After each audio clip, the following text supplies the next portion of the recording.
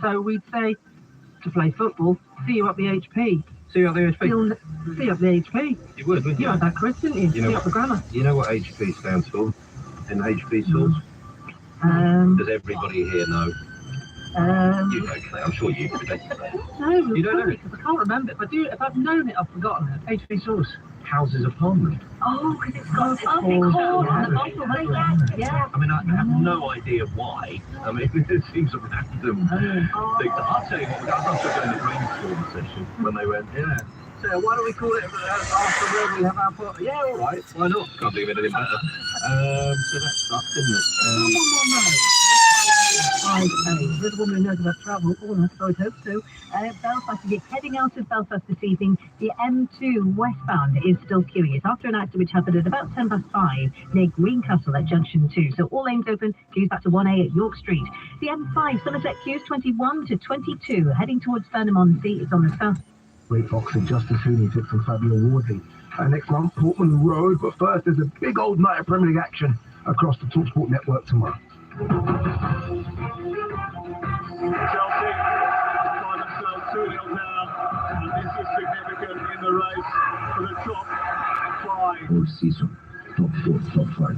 It's naturally that the target is to finish Champions League. If he wins the European trophy and finishes top 5, I don't know what more he can do. I think Chelsea right now, look, they're in the box seat. If they do what they can do, it's in their hands. Now the focus is on Friday game. Pressure on the team who've got to play Sunday. Who are fighting for the Champions League spot. As much as I want to make it. It'll be a perfect opportunity. It's a perfect opportunity to discuss what our side need to do in the summer window. Is that in the summer window? Is that but no, yeah, listen, I'll read my team up first and I'll explain why. So, okay, David Remy, another one. So Mendy, Odegaard, Rice. On the right, Saka, obviously. Obviously. On the left, Nico Williams. You miss Nico Williams, I like him, man. Yeah. A couple of good games for Spain, everyone's gone crazy. It's on the panel. A couple of good games. Yeah. Part of a very successful Spain team. 100% better than Martinelli. I think he could be more consistent, but you need options. On his day, I know I love him. So good on Trossard needs to go. Right, so he still needs 2. So I go, Nico Williams on the left, down the middle, Victor Gyökeres. The guy's got, as we sit today, the guy's got 52 goals in 50 games. Yeah, and before people go, but you know what, something like, but it's in the Portuguese league, and how long is that league? After Darwin Núñez, the guy in the Champions League this year has got 6 goals in 8 games, right? Last year in the Champions League, always in the Europa League last season, 5 goals in 9 games. So I think how on earth was he playing for Coventry 2 seasons ago?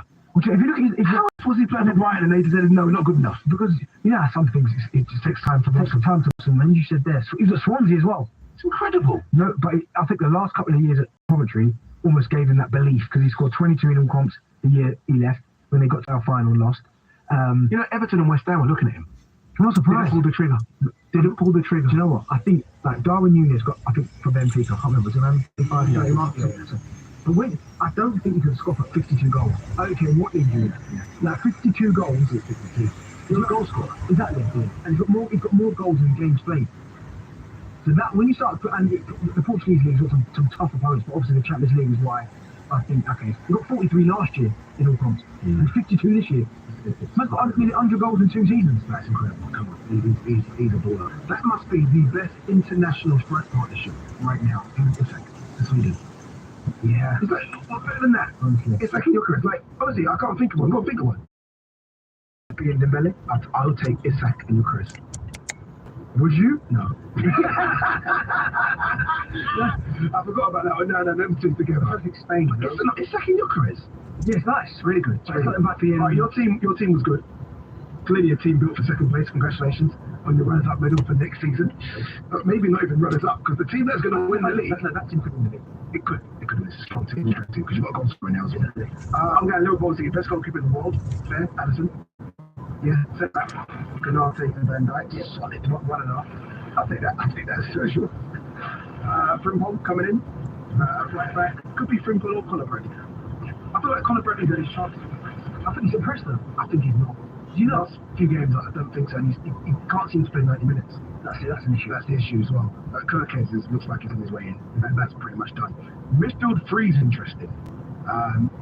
There's a part of me that wants to stick with the free. Yeah. But the invert stories are kind of don't get me excited, please, people. If it is Florian Wirtz, then you've got McAllister, Gravenberch, and Wirtz. The Wirtz will play wide. He's not better wide. I'd rather have him through the middle of the 10. Okay? So on the wide, I'm very happy with Luis Diaz. Okay. I go Luis Diaz, Salah, Salah.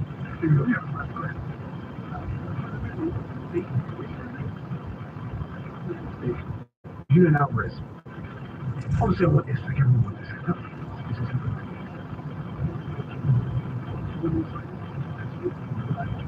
Leaving the club. It shouldn't be. That slot should be given money. And I don't think any of these players. I mean, Alvarez had a decent season for Atletico Madrid. I think got 15, 16 goals. Not record breaking. He shouldn't cost that much. Frimpong would get for 30 odd million. My only thing with Frimpong is he not better as a right wing back? Because obviously I think at Leverkusen they play that Christmas tree type formation. It's 3-4-2-1. You know what I mean? So a little bit like the Amorim, what he wants to play. Yeah. But a right wing back is deadly. He's deadly. But what I like is that he's obviously same national side as Van Dijk, and so it's almost Van Dijk controlling him. Yeah. But where you going, like screaming at him, where you going with this not Dutch, there's a bit of a Dutch connection in the club now with Gakpo. Do you know what I'd like to get at right back? And as you mentioned, I don't think you'd be able to get him, but I've liked him for a long time. He's incredible. Hakimi. Dumfries. Oh, he's fantastic. Jeez. For years I've wanted to do this. He's absolutely fantastic. It'll cost you an hour to get him. He's so athletic. He's just every goal scorer, big, strong. Can Van Dijk not make the call? He must make the call. He's ready to make the call. Yeah. He's that. Yeah, I'd have him over Champions League. He ain't got no, trying to get him out of that club. I do like Wirtz, you're right, because he plays one of the 10s behind the striker. So he's just a player that you don't see in football nowadays. Just wants to take on people 2 or 3. Yeah. But his stats won't back up how good he is. Just watching him is good. But we're hearing about £110 million money by Leverkusen. Everyone's leaving Leverkusen. Honestly, Xabi Alonso, Frimpong, Wirtz, so they're going to be in big trouble. Task going to Bayern. See, they're going to be in big trouble. Big trouble. Realistically, which ones do you think you get? So if we're being very honest, obviously, Arsenal are not going to get 200 million. Well, they might. I don't expect it. Who do you? What's priority number 1? That number 9? Well, Gyökeres. So even if you spend the budget on him, Gyökeres. You've already spent money on Zubimendi. Yeah. How much of the budget's left? So I think Gyökeres is the number 1 priority. Then I'd probably go Nico Williams, and then I'd go Zubimendi at 3. Yeah. Because you've got Partey there. Like, I know Declan Rice can go back there, He's but been good this season, Partey. no, Gyökeres has got to be the priority. You can imagine the amount. I can't imagine how many players are leaving Arsenal. Loads. Like, honestly, like Sterling will probably go. Sterling will go. Jesus potentially. Remember, Havertz is still there. What happens with him? Havertz. Yeah, what happens about him? He'll get his minutes. Yeah. Whether he plays one of the 3 in the middle of half times, and he'll get his minutes. Do you think that's enough to win the league? Yeah, I do. He's strong enough. Yeah. He's strong enough. If you're banking on Gyökeres. you're banking on Gyökeres. Scares me. Another injury. There's no depth in that forward line, is there? Another injury. That's why. Like Gyökeres gets injured, you're done again, aren't you? Havertz. Right. Even you put your head down as you say that. He didn't want to say it. He didn't want to say it. We need to set it forward. You'd almost better spending that money on 2 strikers. No. Two mid-tier strikers as opposed to... Now, one superstar. Okay. All right, we'll see. We'll see what happens. All right, stick with us. When we come back, Best Talk Sport. Drive on TalkSport with Motorpoint. Excellent cars, excellent choice, and rated excellent on Trustpilot. Visit your local store today.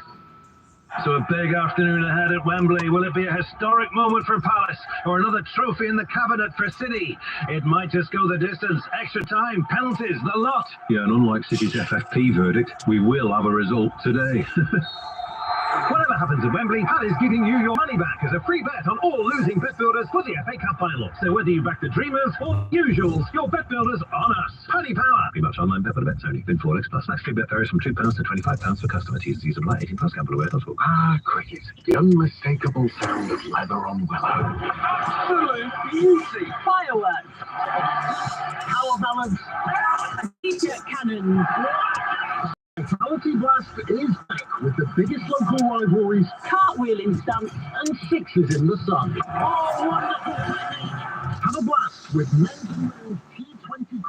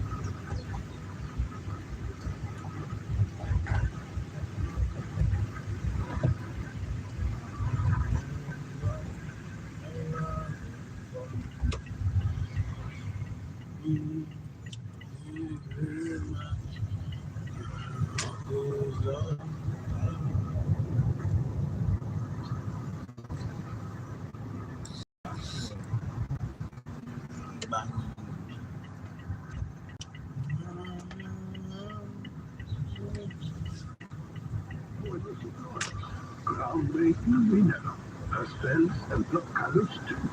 Basically, you choose. From Raithmon floral devices to modular wardrobes and static block lines. Here, hundreds of new summer collections can be found. Listen to hear on Lion Home wonderful packages. Coverage Saturday afternoon.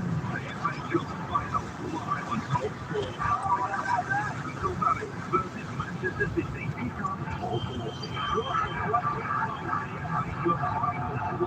Crystal Palace versus Manchester City on Talk Sport.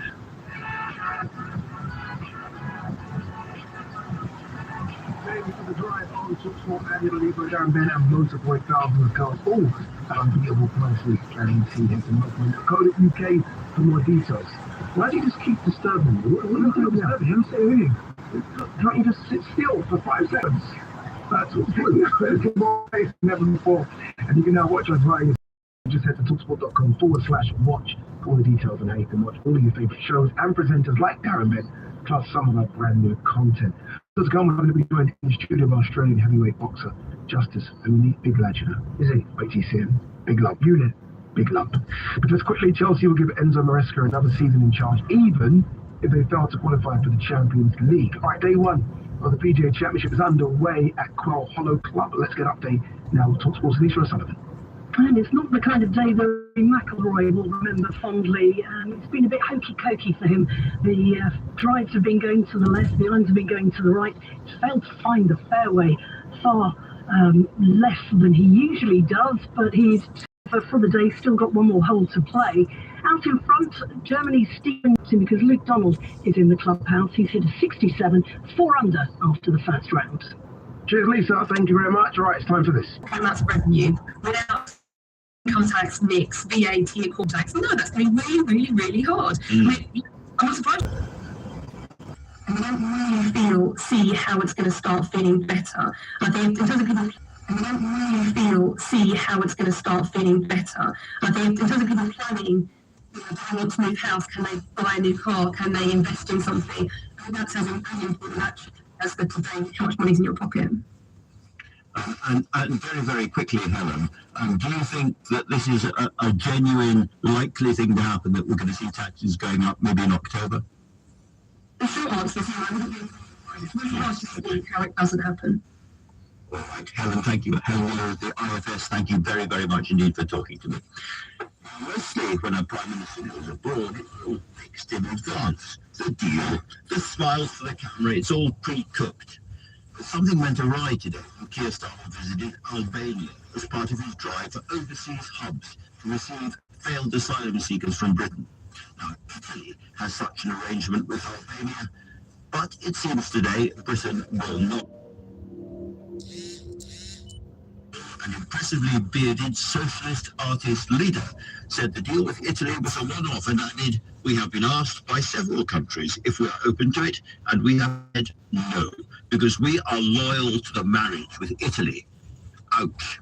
Meanwhile, at home, the use of hotels across the country to house tens of thousands of asylum seekers continues to cause huge controversy, including earlier today in Parliament, where MPs have been questioning some of the companies making big profits by running those hotels. Let's talk now to Chris Murray, the MP for Edinburgh East and Musselburgh. Chris, you said you were beyond furious with the answers you were getting. Just explain to people why. Also, we were sitting in Parliament listening to these three providers trying to explain how the asylum system is only Dublin process. And nobody in the country who thinks the asylum system is working well. A disaster.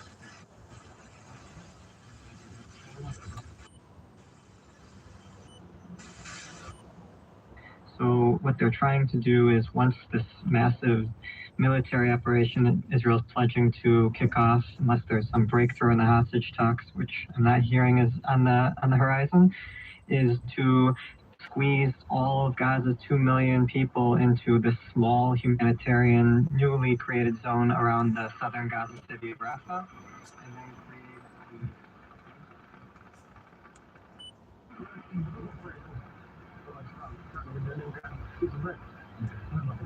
Can you do any animal impression? Is it a lion? No, it isn't. What's your make? This process where basically the idea is to have one representative from every family come and pick up an incredibly heavy box of aid that would last them for 2 weeks and then travel to another area of the humanitarian zone away from where these distribution sites are, come back every 2 weeks. It's quite complex. There's a lot more questions than answers, and why I think a lot of aid organizations are refusing to cooperate. This Gaza Humanitarian Foundation did announce yesterday that they have actually secured agreements from Israel to establish additional sites for distribution that will be able to serve more Gazans, and for Israel in the interim to allow existing mechanisms to start redistributing aid for the first time since March 1st. On the other hand, Secretary of State of the U.S., Marco Rubio, said today that for the first time the U.S. is concerned about the situation in Gaza, and it raised this issue with Rubio.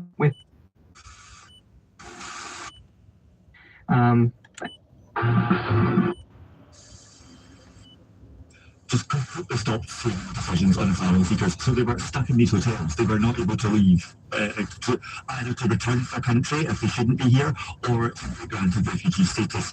And that's what made the numbers balloon. That's now getting fixed.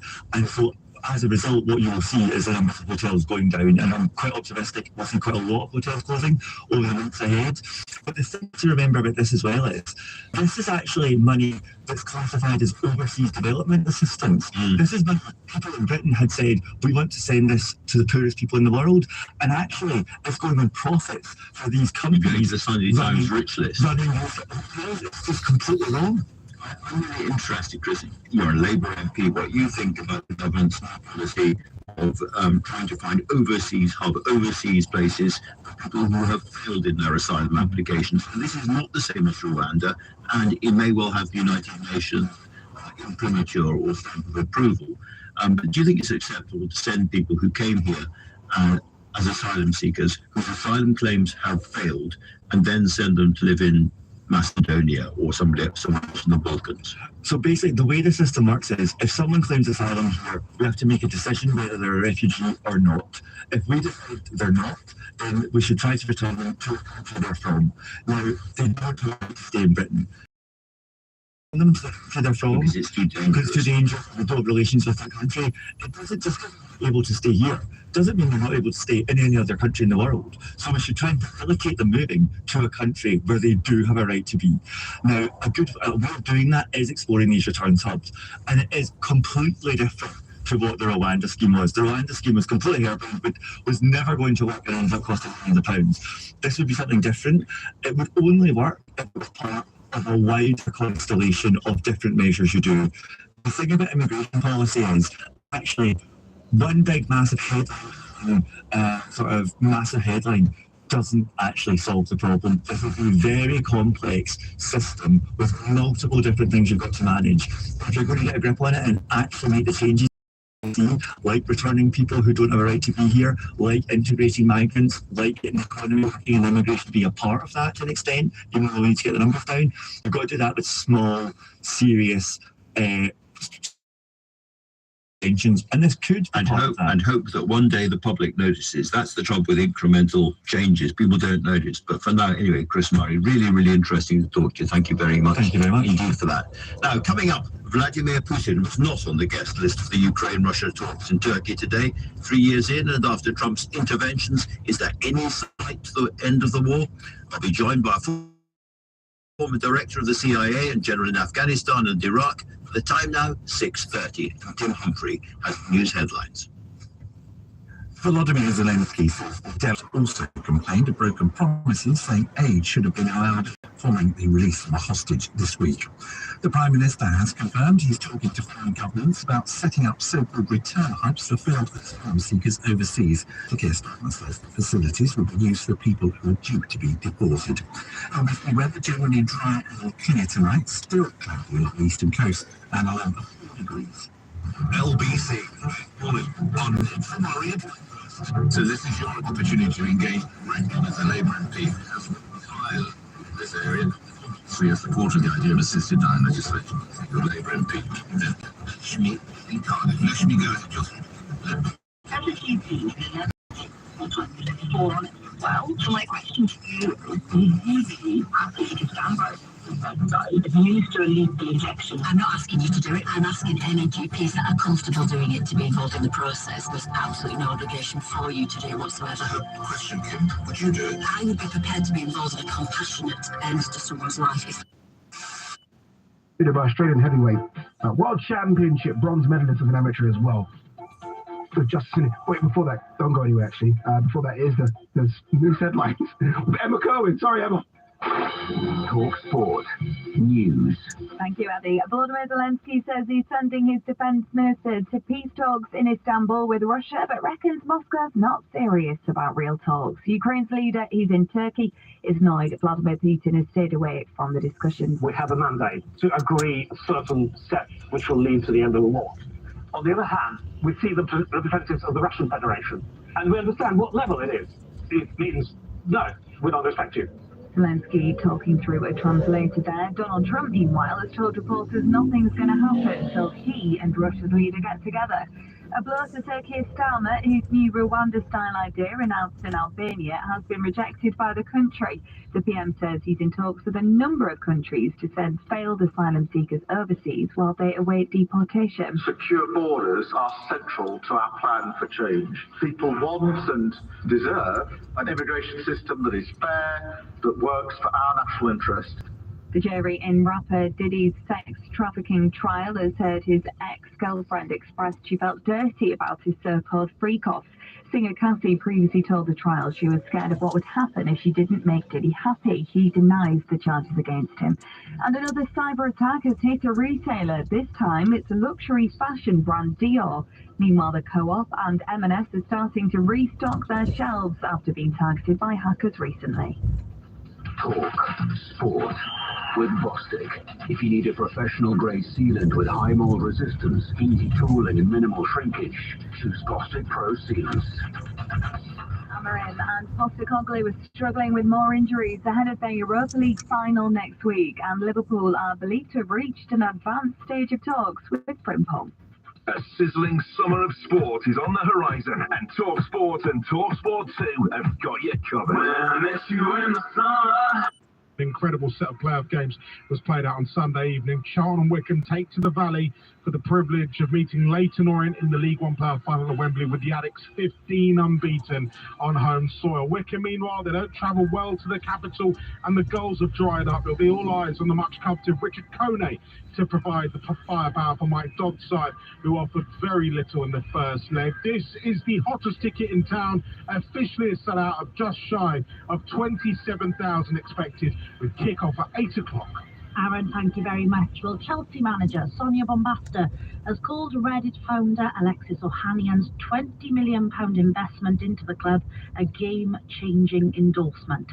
Ohanian is married to tennis legend Serena Williams. He's bought an 8 to 10% stake in the women's team and stated an ambition to make it the next global women's sports brand. Here is Bombasta on what she thinks the investment will do for the club. So it's around the women's team in terms of value investment, and that's really nice to be part of this project. Cycling and a mass controversy over punishing Formula One drivers for swear. Speakers play BBC Sports News. Thank you. Thank you very much. Sorry. Obviously, his father was enough. No, never, man. I didn't even think I would come across fighting him.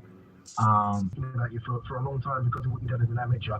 Did that kind of change your mindset about fights in the heavyweight division at an arena for you? Yeah, that was a tough one. And I didn't have the best camp for that one, but I think I surprised myself going 10 rounds with Kevin Moreno. He's, I believe he's underrated. Like he's one of the top heavyweights in community. Yeah, he's just solid man. And he's proved himself in heavyweights, and as you see against Daniel, what he done in their fight, it just shows that heavyweight boxing, anything can happen. Indeed. I mean, it's going to be a fascinating fight. I mean, you've seen Fabio Wardley and what he's been doing in his own career. What are you expecting from this fight? Because we've seen him go the distance where it was kind of a bloodbath. The first fight, Fraser Clark, and then we saw him completely dismantle him in the rematch. Yeah. What are you expecting from this fight? Pretty much the same, man. I think he's gonna come out strong, and yeah, it's gonna be a war. You know, if it does go the distance, it's gonna, like you said, be a bloodbath. Then I'm looking forward to it, man. You know, I'm willing to go to the deep waters and take myself to really dark places to get this win. So it's crazy how he smiles when he says bloodbath. Yeah. Do you know what? You know, fighters are just crazy. I hear bloodbath, and he just smiles. He says bloodbath. Yeah. Do you know? I always wonder this as well, because obviously it's quite late notice, because obviously the fight got called off with Jarrell Miller. How much preparation time is there for you to be able to watch the tapes and study what you're going to do? Was it one of those where, as you said just now, it's an opportunity, you've got to grab it? That was pretty much it. Like I got the call up 5 weeks out, and I think it was just over 3 weeks ago. So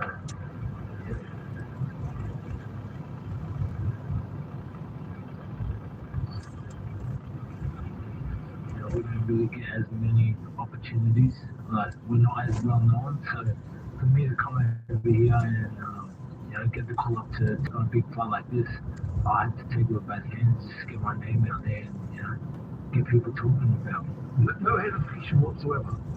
Because again, ideally you want an 8 to 10 week gap. Yeah. That's kind of what you're doing, right? Just to get in tip-top shape.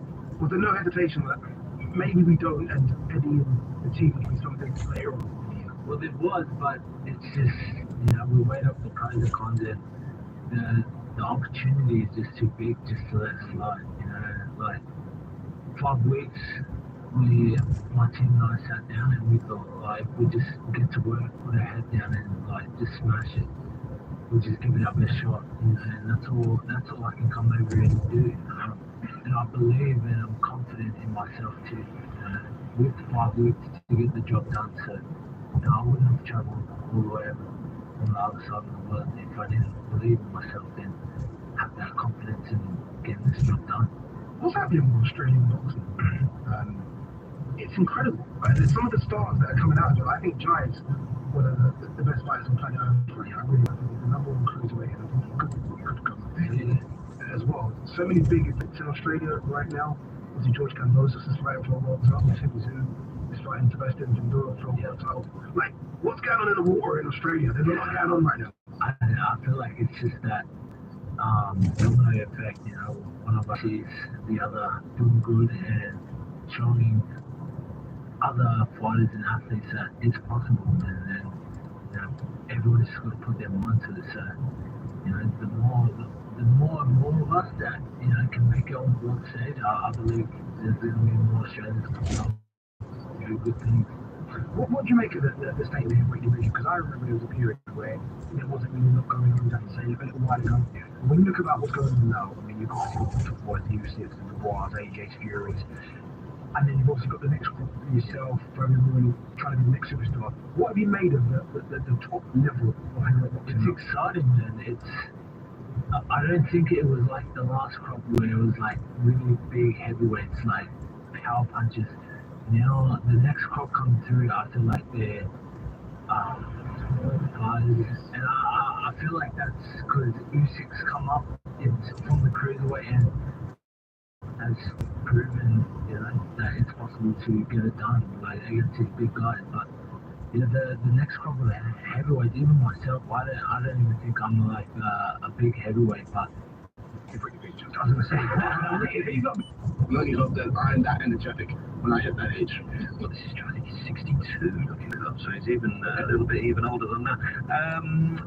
What do we think? I mean, I'm looking at some of the reviews now, actually, whilst you're talking, and Guardian 5 stars, The Independent 4 stars, so yes, it's still, like you say, people are still liking it. Do you think it generally accepted this will be the last one? Maybe, the thinking on if this is the final one or just the last one, well, I'll wait and see.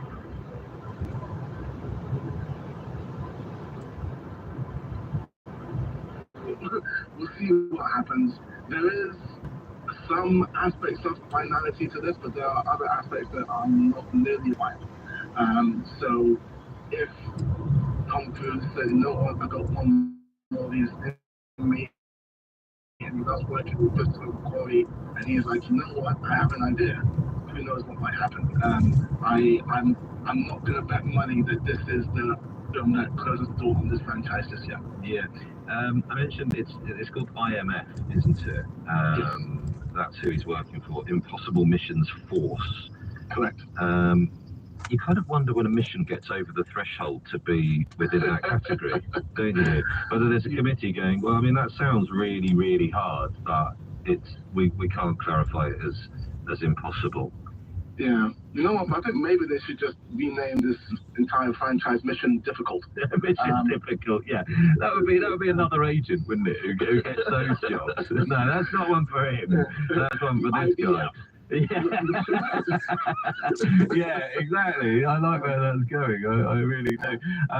All right, listen, Amon, thank you. Who's the demographic for these films these days, do you think? I mean, is it the people who have grown up with it? I mean, is it still getting a new audience? A younger people still attracted? Because most of them probably won't even know who Tom Cruise is.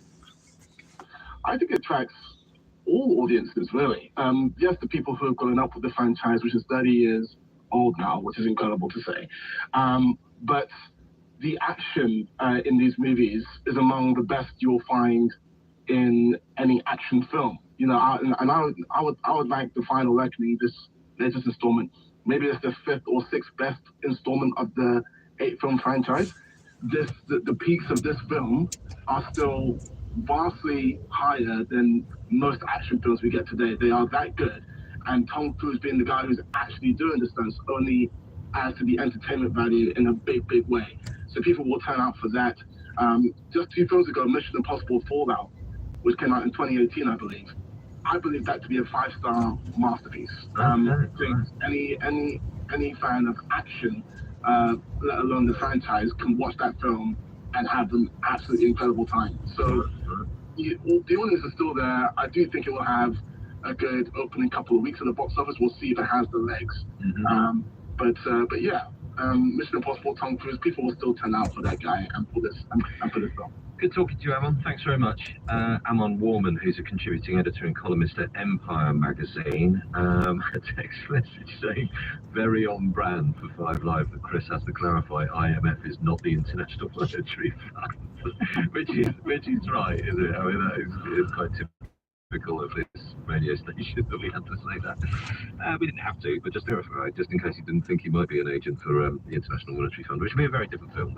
Well, I mean, yeah, and also, as you're right, it's never Mission Impossible. He always pulls it off. Mission very hard, Mission difficult, as Amon was saying. Yeah, Mission a little bit tricky, but yeah, you're Tom Cruise. Yeah, it'll be fine. Yeah. Right, so many of you are probably off to see that this weekend. We're going to talk in a moment to Southend CEO Tom Lawrence, because in the National League, Southend take on Rochdale, the 2 former league giants looking to make it back to the EFL. Oh, we can now talk to Southend CEO Tom Lawrence. Hi, Tom. Hey, Claire, how are you doing? Very well. Now, this is a big night because you are a team. You were relegated to League 2 in 2021, but you, prior to that, spent 101 years in the EFL, playing professional football. I mean, this is an important game, to say the very least, isn't it? Yeah, it's incredibly important for us. You're right, we have back-to-back relegations, and we're eager to get back into the EFL where we think we belong, and yeah, this evening's a very important game for us. How are you feeling? I think, momentum's with us. We nicked 7th spot with the last 2 games of the season, and I think momentum's with us. I've got a good feeling about things. What the guys have achieved this season is pretty incredible, given the recent well-documented backdrop and the struggles we've had. So, we've got a 5-year plan to get promoted to the EFL, and if we can achieve it in year 1, that would be incredible. That would be, and just for people to know, there's been quite a lot of financial difficulties, haven't there, these days? Just give us a broad brush. Yeah, I mean, broad brush. rush. Getting relegated from the EFL has a very significant swing in income. You know, you go from about 1.2 million central distribution to 120,000, and that coupled with back to HMRC debt that was accrued over the COVID period really put us on the back foot. But you know, our fortunes changed really in July last year when the custodians of Southend United completed the deal to purchase the club, and we've been on an upward trajectory since then, albeit it was a bit of a slow start to the season because we were embargoed until July, which meant the football department struggled a little bit to get the team they wanted in place, but it's all sort of starting to come good now. So as I say, momentum with us, fingers crossed, who knows what could happen. Well, listen, I mean, you've done an incredible thing, and your boss, Kevin Mayo, has backed his team to cope with the demands of knockout football. Good team, good backroom staff, they're nice people. Andy Duffy up there, the MD, really good people. So it's A264. I'm Adam Moore. How do you grow a perfect to ensure they develop the sweetest flavour? It may seem like a little thing, but to us, we've got anything go through. Well, there's only one winner about the remaining matches to go through to the semi-final. Some of the departments go, and it's I mean, the player budget will increase, and we will hope to start doing things in a slightly more sophisticated way, and revenues will increase and so on. In terms of the day-to-day, what Kevin does on the training field at the moment is won't change significantly. We're a full-time professional outfit, and we'll continue.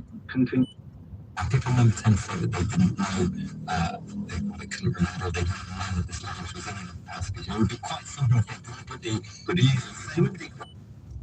Let's put a bit of Enoch Powell in there to see how it goes. So I think how they feel. I think if you were one of these tough nut advisors to the Prime Minister, it's quite good because this is great for people. One message alone, which is Keir will be tough on immigration, which reached record levels under the Conservatives. Please, however, they are very worried that all this chasing after some defectors means that they're neglecting their left flank and looking more focused on the terms of like their own SNP. You think that the sense inside the Labour Party, you talk to MPs all the time, of them not being sure any longer quite who they are? I think there definitely is. I think there's a sense, not just among backbench Labour MPs, but across some government figures about whether this government might potentially be lacking a purpose. And I think, to Jim's point, what Keir Starmer stands for is very much part of that. I mean, I've spoken to someone number 10 who actually said the fact that this conversation has continued until today about that language, even though some of the headlines have been difficult for them, they think it's great, and pointed to that that we talked about earlier. Actually, the public agrees with the language. And that goes across party as well. So I think they, at least some of them, are quite pleased about it. And just on that Enoch Powell comparison, number 10, yes, they didn't know. But I've spoken to other people who say, well, why didn't they know? It's one of the most famous immigration speeches in history in this country. Somebody should have checked.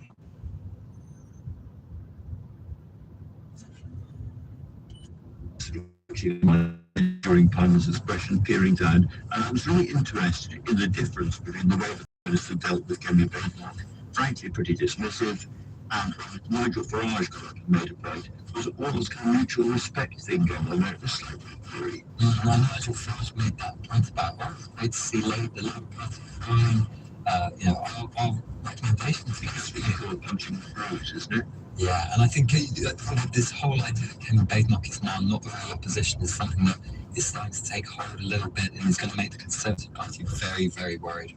So let's talk about the next problem ahead, because there's always a problem ahead, which is, I think, the big welfare cuts. More cuts probably to disability benefits and so forth, and the sense that this is the chair you are now occupying. We had Richard Bergen saying it would be the mother of all rebellions coming. Indeed, and I think it is factually true, it will be the biggest rebellion this Labour government has faced so far. The numbers that are flying around, there are lots of different numbers. As I said to you the other day, I've been told 100 rebels, 50 rebels is another number that is flying around. It is going to be, there have even been suggestions that the numbers could exceed the amount of majority that this government has. And these letter, there's a public letter which has been signed by 42 MPs and a separate letter signed by more than 100 MPs. And those are MPs that are seriously concerned about it. We're still expecting a vote for maybe week 1, maybe week 2 of June. But I think there is a lot of concern, and I do wonder whether there might be something the chief whip might potentially offer to those rebels to make sure it's not as big a rebellion as it could be. I've been told they're listening and engaging. Jim, tell me about that second letter, because that's the big one. Yeah, so the first letter that came out was public, and it had about 40 Labour MPs criticising this openly. The letter that has inverted commas emerged this week, but none of us have actually seen it, and the Times were the first people to report its existence, but they didn't say who was behind it, they didn't say who signed it. And what I'm told is that MPs were told, if you sign this letter calling for some tweaks to the welfare package, we'll make sure that nobody knows about it apart from the chief whip, and we'll just quietly be a back channel. So they're a little bit disappointed that this is now public. There's a big difference between those people, the 100, most of whom probably won't rebel, and the 40 who, if they're brave enough to put their names in public to a letter, probably will rebel. But the interesting thing about this, when you think about how we opened this discussion, I talked about various areas where Keir Starmer has gone to the right. Aid. Now, there hasn't been a big public backlash about basically cutting the budget in half. On immigration, you were saying immigration, he's brought in line with a lot of public sentiment, if not all. Welfare is the one where we saw in Monaco in the by-election. I was on the ground there talking to loads of people who were just spontaneously raising their unhappiness about the fuel allowance cuts at Christmas, and now the package of changes to that personal independent payments that's come with this big vote. And this is one where they may not be in the same public opinion. They probably should be quite worried. And our job is really to look back, but then look forward just very, very briefly, because if this has been a big week, it's likely that next week will be even bigger, because you've got the European summit on Monday, and that could be a massive reset in terms of the government's attitude to Europe, highly controversial for a lot of voters. And there's another big thing coming up next. We may very well have the defence review coming up. The long-awaited defence review. And indeed, we're also waiting in the coming weeks for that David Gauke review as well. The sentencing review. Sentencing review, exactly. Yes. So we've had the India trade deal, we've then had the US trade deal, and then these talks with Europe are meant to be some kind of agreement whereby Keir Starmer's made this point about unravel Brexit, we're not going to try a single market, or the customs union, but there are things you could do to make the relationship between Britain and the continent. And the 150 billion euro defence spending allegedly open to British companies if the deal goes well. You can't have more fish in French. Exactly. I'm simplifying a little, but not that much. And because you were mentioning the sentencing review, Maggie, that's going to be, I think that seems to be a story they're going to have to reopen in some way. We'll get the details from David Gauke in due course, but this is going to be, again, be a highly controversial moment, I think, for a lot of people worried about crime already.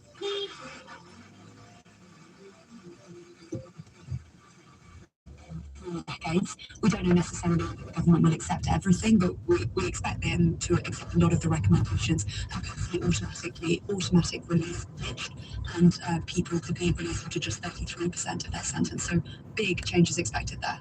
What a lot to talk about. Thank you both very much indeed. Ministers have admitted that some domestic violence and sexual abusers will be released in the government's bid to free up space in prisons. I asked Nicole Jacobs, the Domestic Abuse Commissioner, earlier on for her response. I absolutely appreciate that government is between a rock and a hard place, but victims cannot pay the price for that kind of oversight. We have to make sure that we address victim safety. Very good. I will be back with you on Monday. If you missed any of back on Catch Up on both Global Player and the LBC app, where you can stay up to date on the top stories and opinion. You can put your news categories in the order you want them. You can pause, you can rewind live radio, and you can listen to a range of podcasts. Download the official LBC app for free from your app store now. But coming up at 10 on LBC, it's Ben Kentish. And now, time for Ian Dale. Thanks, Andrew. The new Ukraine peace plan doesn't seem likely to get off the ground, with Putin refusing to travel to Turkey for direct talks with President Zelensky. Donald Trump says that if Putin isn't going, he isn't either, so there. And then, in the next breath, instead of condemning Putin for not attending, again Trump gives him the benefit of the doubt. But in the next breath says there will only be peace when Putin and he eventually meet. It's really bizarre. Do you have any hope for peace in Ukraine? At 8, we'll speak to Brian Klein, who's written a novel about AI and world politics, producing Top Gear, and about the impact AI will have on all of us. And